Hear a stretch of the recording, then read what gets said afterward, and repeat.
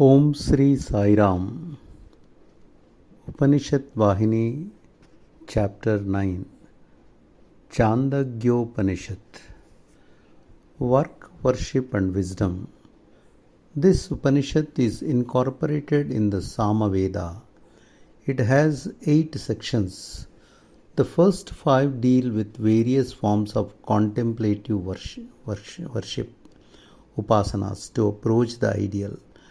And the last 3 explain the manner of acquisition of true knowledge. Purity of consciousness is the essential prerequisite for workshop. Single-minded concentration is essential for knowledge of Brahman, Brahmajnana. These can be obtained by dedicated work, karma, and worship. Thus is knowledge of Brahman own. That is why in the scriptures, work is described first, worship next, and spiritual wisdom last. The first chapter of the Chandogya details the contemplative practices that form part of the Samaveda. The second describes the entire ritual of chanting sacred verses. The third presents the contemplation upasana of the sun, Surya, known as Madhu Vidya. The Gayatri contemplation and the science of devotion. The fourth teaches the science of absorption, Samavarga Vidya. And the 16th-phased science of Brahman, Brahma Vidya. The fifth elaborates on the 3 sciences, Vidyas, vital air, prana, the 5 sacred fires, and the omnipresent self, Vaishvanarava. Being or isness is the universal quality of all objects. Uddalaka taught his son Svetaketu knowledge that, if known, would make all things known. The knowledge of mud and of gold will give knowledge of all pots and pans, as well as of all bracelets and necklets. Mud and gold are the truth. Their modifications and transformations are temporary, mere name forms. So too, the world, like the pot and the bracelet, is just an effect. And the cause is being or is Sat. Isness is common to all objects. The pot is the bracelet. Isness becomes manifest through association with the pots and pans, the bracelets and necklaces. Isness may not be apparent to gross intelligences, for it needs subtlety to realize it.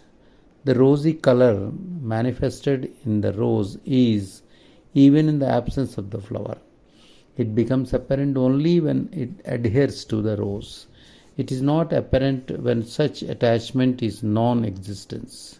Similarly, the isness, that is the universal character of all objects, persists even in the absence of objects. Prior to creation, there was only just this isness. There was no void then. This isness was everywhere. When the ease was reflected in primal activity Maya, it resulted in the Lord Ishvara, who partook of that activity to manifest as the universe with the 3 elements of fire, earth and wind. All creation is but the permutation and combination of these 3. By knowing Atma, you will know all. Uddalaka's lineage is steeped in the study of the Vedas, so it is famed as a noble, high-born family. But Svetaketu, his son, was wasting precious years after his thread investing ceremony, Upanayana, in idleness without using them for Vedic study.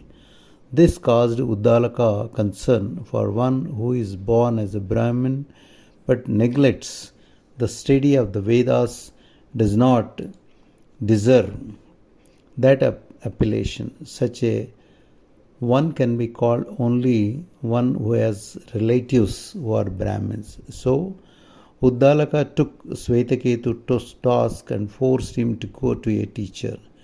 There, by the exercise of this his superior intelligence, Svetaketu mastered the four Vedas and their meanings before he was 24. He returned proud and pompous, swelling with egotism, declaring that no one was equal to him in scholarship and righteousness. In order to prick his pride, Uddalaka asked him one day, "You have become so haughty that you have no equal in learning and virtue. Well, did you seek from your teacher the message that reveals the absolute, the lesson that only practice of the scripture shastras can impart? The message that when heard makes you hear all things that are heard, that when imagined makes you imagine all things imagined. Did you learn that? That message would have shown you the Atma, which is fulfillment of all study and scholarship. The body decays and dies, but not the self. The Atma is the base of the individuals like Svetaketu. The pure consciousness becomes apparently limited in a variety of individuals. In deep sleep, the variety disappears, and each individual lapses back into this isness. Then all the manifold activities and experiences like I am Ranga, I am Ganga, I am Father, and I am Son are destroyed. The sweetness and fragrance of many flowers are collected and fused into one uniformly sweet honey, where all the manifold individualities are destroyed. The river names Ganga, Krishna, Indus are all lost when these rivers enter the sea. Thereafter they are called the sea. The individual soul, Jivi, who is eternal and immortal, is born again and again as a transitory mortal. The soul continues to accumulate activity prompted by inherited impulses, and the activity produces consequences which must be shouldered and suffered. The body decays and dies, not the individualized soul. The seed of the banyan tree will sprout even if it is trampled upon. The salt placed in water is recognizable by the taste, even though it cannot be grasped. The individual soul, befogged by ignorance, ajnana, is unable to recognize its reality. Discrimination will reveal the truth. A millionaire is kidnapped and left alone in the jungle, but he discovers the way out and returns to his home. So also, the individual soul is restored to its millions. Once the individual reaches its real status, it is free from all the changes and chance that is involved in the flow, samsara of time and space, of name and form. If the individual does not reach that status, then, like the happy sleeper who wakes into the confusion of the day, it will be born into the world of decay and death. Discover omnipresent Brahman in the heart lotus. Brahman is described as the one without a second. All this visible world is denoted as the form of Brahman, Tat Swarupa.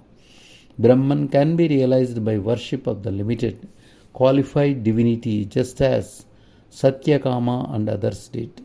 The path of contemplation of Brahman is also called the path of the spinal nerve current. The omnipresent Brahman can be enclosed and discovered in the firmament of the heart. It is the capital of that kingdom, since he is seated there. The heart is called the house of Brahman.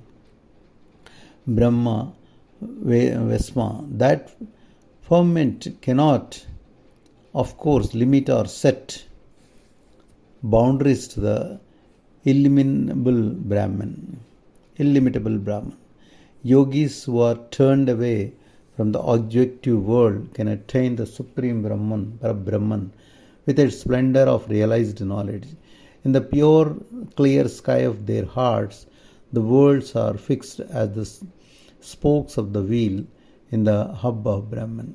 Decline, decay, and death do not affect it, since that supreme entity can achieve whatever it decides on. It is called true desire, Sathya Karma, Sathya Kama, and true resolve, Sathya Sankalpa. What exactly is the Supreme Brahman? We can know it by the one test. Brahman is that which remains after everything is negated as not this, not that, neti, neti. This is the truth that all aspirants seek. Attaining it, they get the status of emperors and can travel wherever they like. The wise one who is established in the pure reality sees all desires that dawn in the heart as expressions of that truth only. The journey of the soul after death. The Atma transcends all the worlds. It is uncontaminated. One who is aware of only the Atma is ever in bliss. The student Brahmacharya stage is an important step for attaining Atma wisdom. Holy rituals, fast, and other vows are equally helpful. The solar energy surges through the countless nerves of the body. The senses merge in the mind at the moment of death. The individual Jivi who has realized that it was all this while limited by the mind, then escapes into the lotus of the heart space, Hridaya Akasa, through the nerves. At last, on point of the death, the individual soul moves out of the spinal column into the solar rays and from there to the realm of the sun, Surya Loka itself. The journey does not end there. It reaches out into the realm of Brahman, Brahmaloka. But the individual who is caught in the mire of ignorance, ajnana, who is identified with the mind and its vagaries, escapes through the ear or eye or other senses and falls into worlds where activities, karmas rule. The feeling of content and joy one gets in deep sleep is the result of wisdom, jnana, persisting in the individual. Expand your consciousness for liberation. The individualized consciousness, chitta, is the source and support of resolution. All resolutions, decisions, and plans are products of the consciousness. They are of its form. They originate there. They are registered there.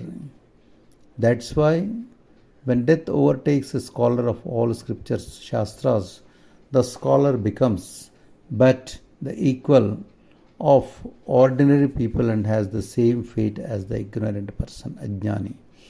The consciousness has to be saturated with the Brahmic endeavour. Only then will it be an instrument of liberation. Freed from the shackles of resolve, sankalpa, the mind, etc., cannot free itself as the consciousness can. The consciousness discriminates between resolutions. It tests them as duty and not duty and justifies with proper reasons the classification it has made. Once this selection is made, the word utters it, the name signifies it, the special sound forms or mantras incorporate the resolutions, accepted as duty. By the purified consciousness, the rites become one with the mantras. There can be no proper action without consciousness. Next, about meditation, dhyana, which is superior to individual consciousness. Meditation is the fixing of the intellect, buddhi, on the divine. When it transcends such inferior helps as images, idols, and saligrams, naturally formed linga stones. In meditation, all agitations cease, all modifications are unnoticed on account of